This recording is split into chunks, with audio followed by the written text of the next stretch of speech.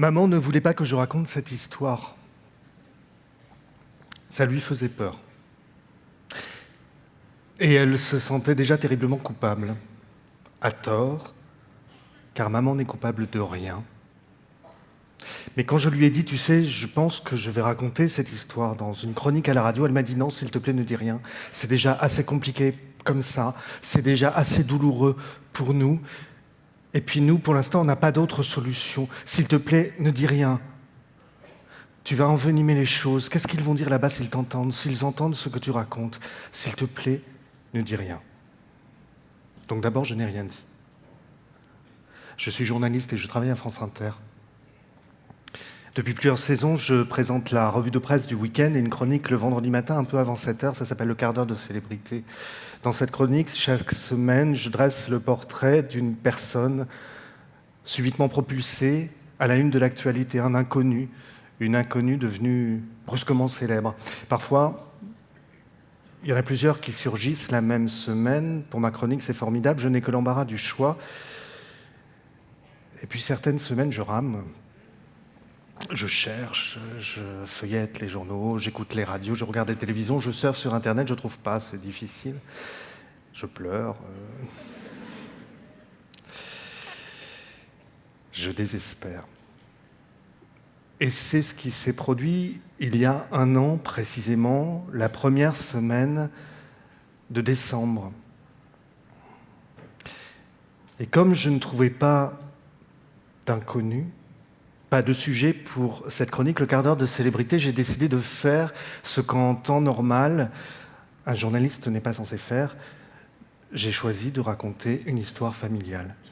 Cette histoire que maman m'avait dit au départ qu'elle ne souhaitait pas que je le raconte, parce qu'elle avait peur et parce qu'elle culpabilisait.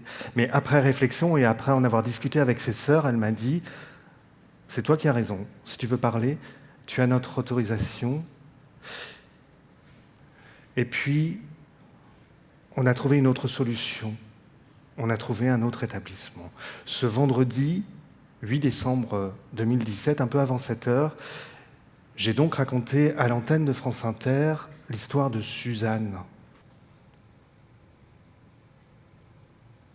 La chronique, ça donnait un petit peu ça. Suzanne a 95 ans et elle a toujours aimé la vie, même si la vie pour elle n'a pas toujours été simple. Elle a perdu un fils quand il était bébé et perdu son mari quand elle-même avait 40 ans. Il était avocat, ils travaillaient ensemble, ils faisaient du tennis ensemble, ils voyageaient ensemble, ils allaient au théâtre ensemble, ils avaient des amis, ils aimaient faire la fête, parfois des fêtes costumées, chanter, danser, boire du champagne. Mais lorsque Pierre est mort, c'est seule que Suzanne a dû élever ses 4 filles, auxquelles elle a tenté d'inculquer l'essentiel, faire bonne figure toujours, et en toutes circonstances garder son sens de l'humour. Sa devise, c'est SQM. Sourire quand même. Sourire malgré les drames, les douleurs de la vie. Depuis toute petite, elle dit ça. Une amie ne va pas bien, elle lui dit SQM. Souris quand même. Quand elle était encore alerte, Suzanne aimait par ailleurs prendre le volant et rouler vite, très vite. Beaucoup trop vite. Elle aurait adoré faire des rallyes automobiles. Quand elle était encore alerte, Suzanne aimait par ailleurs se mettre au fourneau, faire de grandes tablées, des plats en sauce surtout, et de la cuisine à la crème. On ne renie pas ses origines, elle est née en Normandie. À Sainte-Adresse, juste à côté du Havre, un lundi de Pentecôte, le 5 juin 1922. Mais depuis quelque temps, Suzanne a commencé à perdre l'équilibre et elle est plusieurs fois tombée, des cassures, des foulures, des séjours dans les hôpitaux et les maisons de convalescence. À son retour chez elle, des infirmières venaient le matin et le soir, des aides ménagères venaient le matin et le soir. On a transformé sa baignoire en douche à l'italienne, on lui faisait livrer des repas le midi. Mais Suzanne a continué de tomber, de plus en plus souvent.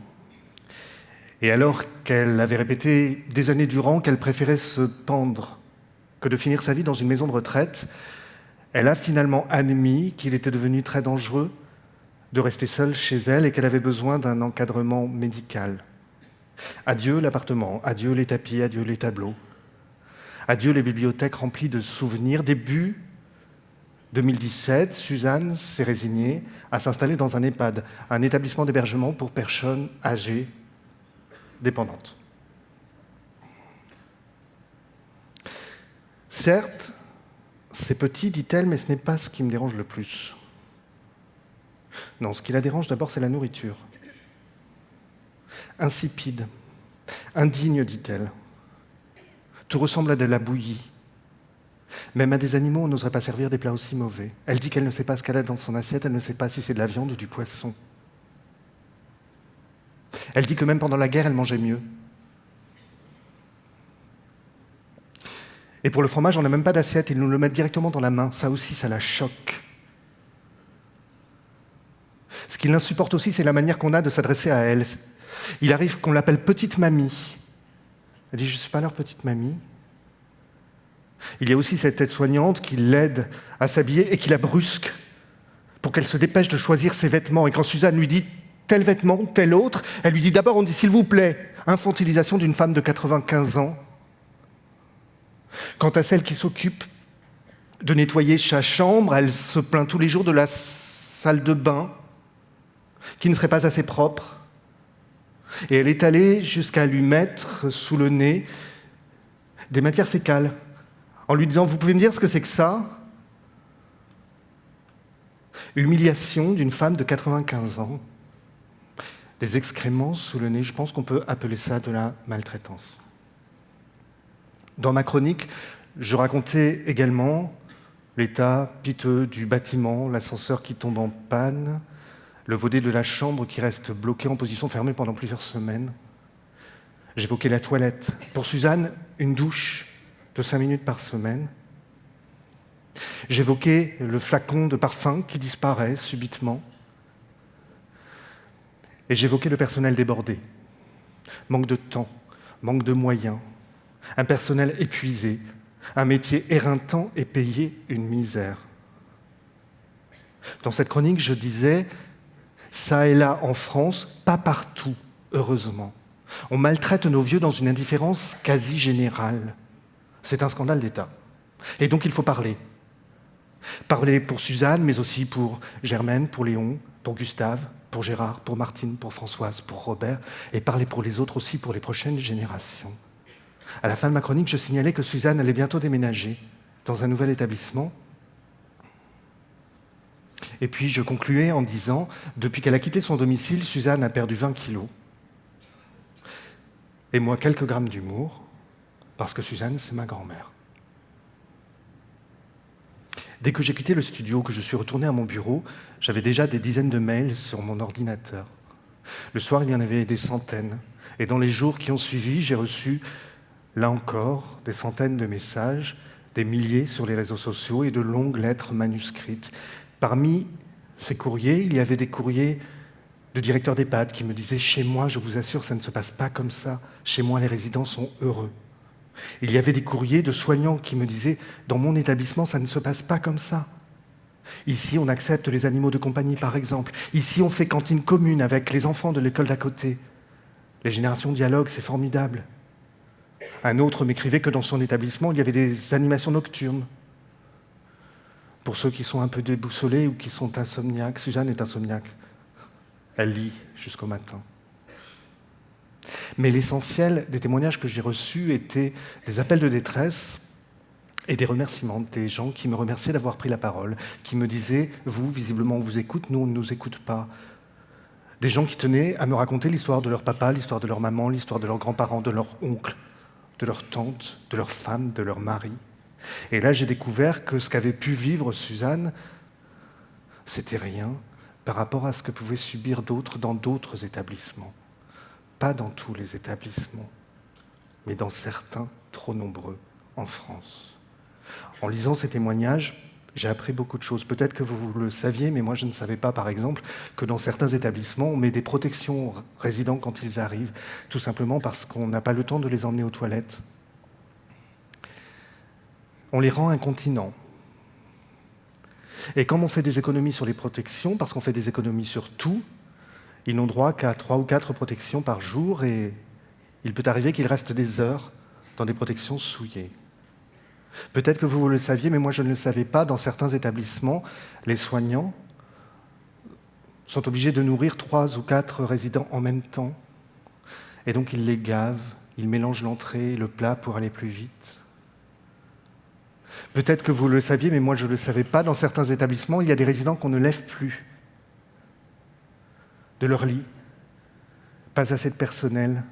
Madame Martin n'a pas de famille, Madame Martin n'a pas de visite. Madame Martin est très compliquée à lever, à habiller. Madame Martin, on va la laisser dans son lit 3 jours sur 4.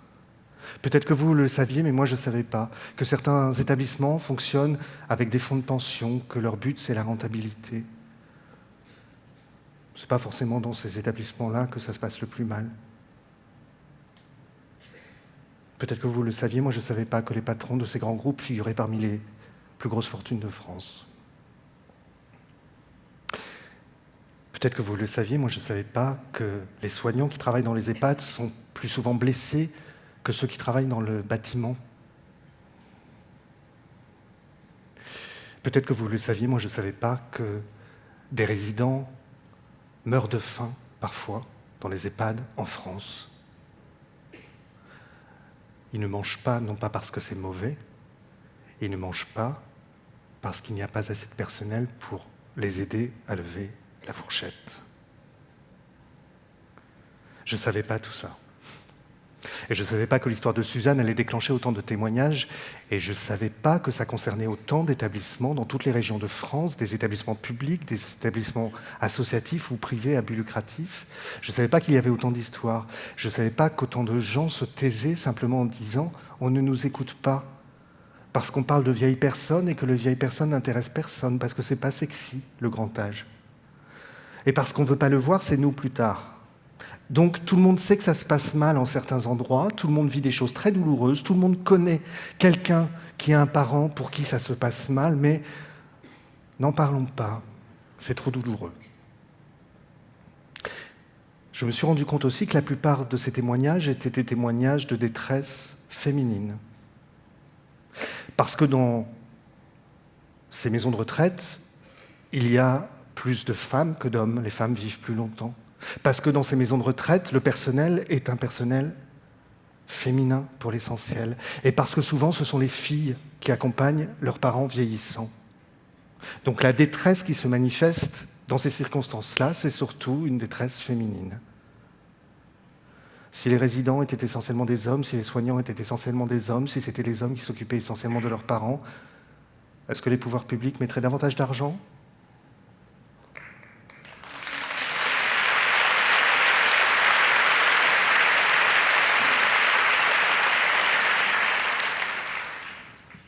Peut-être.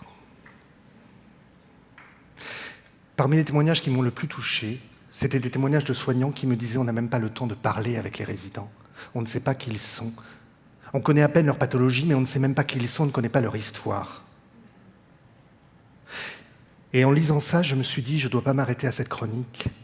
Je vais rendre son histoire à Suzanne. » J'ai écrit un livre. Ce livre s'appelle « Suzanne. C'est la vie de ma grand-mère. » Je lui rends sa vie, cette vie ignorée dans l'établissement où elle a passé 9 mois. Avec elle, on a fouillé dans sa mémoire. Le livre raconte son enfance dans les années 20 au Havre, son adolescence dans les années 30 à Caen, la guerre à Laval, 4 ans d'occupation, la rencontre avec son mari qui meurt. Les rêves de Suzanne, elle voulait être comédienne, elle voulait voir New York et faire des rallyes automobiles, je le disais tout à l'heure. Je raconte Suzanne telle qu'elle fut petite fille, Suzanne telle qu'elle fut femme et épouse, et je raconte Suzanne, la merveilleuse grand-mère qu'elle est devenue et que j'ai la chance d'avoir toujours. Suzanne a lu le livre, elle a lu les passages concernant son enfance, elle m'a dit « c'est très intéressant. T'as bonne mémoire, dis donc. » J'ai dit « mais c'est pas ma mémoire, c'est la tienne. » Je voulais qu'elle lise aussi devant moi les passages difficiles, la mort de son fils, la mort de son mari, ou la scène intime que j'ai écrite. Une scène d'amour entre ma grand-mère et mon grand-père, c'est assez délicat. Mais je l'ai écrit. Le livre raconte la France aussi, à travers la traversée du siècle de Suzanne, mais aussi l'évolution du rôle de la femme. Et la scène d'amour raconte une femme qui n'a jamais connu le plaisir. Suzanne a lu le livre, ce chapitre-là, elle m'a dit « c'est exactement ça ».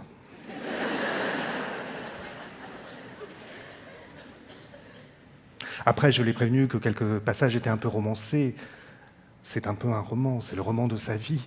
Et puis je lui dis, tu sais, l'héroïne ne peut pas être non plus totalement parfaite. Donc il y a des passages où je me moque un peu de toi, parce que tu as aussi des côtés insupportables. Mais comme ça, fais-moi lire. Elle a lu. Elle a refermé, elle a dit, tu m'as bien dit que c'était romancé. Et puis, dans le livre devant moi, elle a lu aussi les chapitres qui concernaient le quotidien qu'elle a pu avoir à l'EHPAD. Et chaque scène racontait la remise en colère, dans une grande colère. Chaque fois, elle disait, tu te rends compte dans quelles conditions j'étais, tu te rends compte dans quelles conditions nous sommes. À chaque fois, ça réveillait sa colère, elle me disait, porte cette colère, t'es là pour raconter. Ne te tais pas, parle. Parle pour moi, mais parle aussi pour les autres, pour ceux qui n'ont personne à qui raconter, pour ceux qui n'ont même plus les capacités de parler. Et donc ce livre, il est pour Suzanne, certes, mais aussi pour toutes les femmes de cette génération et tous les hommes de cette génération. Ils sont notre histoire. Ils ont fabriqué notre pays. On leur doit au moins une fin de vie dans la meilleure des dignités. Dans le livre, je raconte que l'oncle de Suzanne est mort pour la France en 14 dans les tranchées. Il est mort pour la France. Dans le livre, je raconte que les parents de Suzanne ont résisté en 1944, ils cachaient des armes et des parachutistes anglais. Ils ont participé à la libération de la France. Pourquoi est-ce qu'elle n'aurait pas le droit de terminer sa vie de façon digne? Et les autres? Et les autres? Donc je porte sa colère. Et la colère est d'autant plus forte que, dans d'autres endroits, peut-être majoritaires, ça se passe très bien. Donc il est possible de bien faire. La bientraitance est possible. Elle est possible. Mais peut-être que c'est à nous d'agir pour qu'elle soit générale, pour qu'elle soit totale, pour que tous les établissements fonctionnent bien. Les pouvoirs publics n'ont pas anticipé le fait que pour la première fois depuis le début de l'humanité, nous vivons aujourd'hui sur 5 générations. Nous nous acheminons vers une génération de centenaires. Jusque-là, ça ne s'était jamais vu.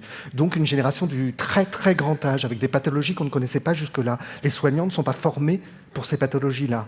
Et on n'a pas anticipé le fait qu'on allait vivre sur 5 générations. Est-ce que moi, je veux que mes parents, ils connaissent ce que Suzanne a connu? Non. Est-ce que je veux ça pour moi? Non. Non, non, non, non. Alors oui, c'est pas joli, hein, mais parlons-en. Mais réfléchissons. Imaginons d'autres choses. Un seul chiffre. Aujourd'hui, en France, il y a 1 200 000 personnes qui ont plus de 85 ans. On n'est pas forcément dépendant. À 85 ans, on peut aller très bien. Mais 1 200 000 personnes. En 2060, dans 40 ans, demain, il y aura 5 millions en France de personnes de plus de 85 ans. Le chiffre est multiplié par 4. Moi, j'aurai 85 ans si je suis toujours là. Précisément, 85 ans en 2060. Est-ce qu'on peut se satisfaire que certains établissements dysfonctionnent à ce point, comme on n'a pas anticipé, vont s'ouvrir de plus en plus d'établissements, et donc on s'achemine vers des dérives multiples si on n'anticipe pas qu'il faut aller vers le bien-être? Une association existe depuis 30 ans maintenant. Elle s'appelle Humanitude. Elle forme les soignants à la bientraitance parce que ça demande une formation. Elle distribue ce label. Il y a 18 établissements en France pour l'instant qui ont ce label Humanitude. Une centaine d'établissements le réclament. Cette association forme à la bientraitance. Comment on s'adresse à une personne âgée? Comment on la porte sans se blesser soi-même, sans la blesser? Comment on lui fait une toilette sans se blesser, sans lui faire mal? Comment on respecte son rythme biologique? Elle ne veut pas se lever à 7 heures parce qu'elle dort, on ne va pas la lever à 7 heures sous prétexte que tout le monde doit être réveillé à 7 heures. Comment on respecte son rythme biologique pour les repas? Elle n'a pas faim à midi, elle mangera à 14 heures. Et comment on respecte aussi son histoire en lui demandant de raconter. Les lecteurs qui ont lu le livre, pour l'instant, me disent « je referme le livre, j'appelle ma grand-mère ». D'autres me disent « je le referme, je vais voir ma grand-mère, je lui dis « excuse-moi, j'ai plein de questions à te poser ». Il faut qu'on change le regard sur le très grand âge. Ce ne sont pas que des grabataires, ils n'ont pas toujours eu 90 ou 95 ans. Ils ont eu 5 ans, 10 ans, 20 ans. Ce sont simplement des petits-enfants qui ont grandi, qui ont vieilli, qui sont un peu abîmés, certes, mais ils ont encore à nous apprendre. Et si on le regarde autrement, globalement, notre société les traitera aussi différents, de façon différente. Je pense que c'est notre responsabilité aujourd'hui, je pense que c'est une urgence nationale.